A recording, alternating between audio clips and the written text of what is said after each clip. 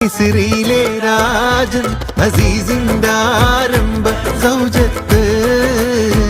മിന്നിത്തിളങ്ങി വിളങ്ങും സീനത്തൊളി രാജാത്തി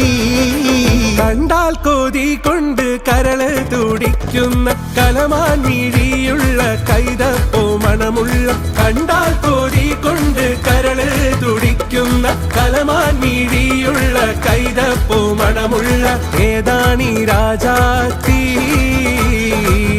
ഏതാണീ രാജാത്തി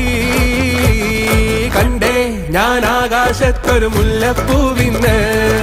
അന്നേ നിൻ പേരു പതുക്കനെ മൂളിപ്പോയെന്ന്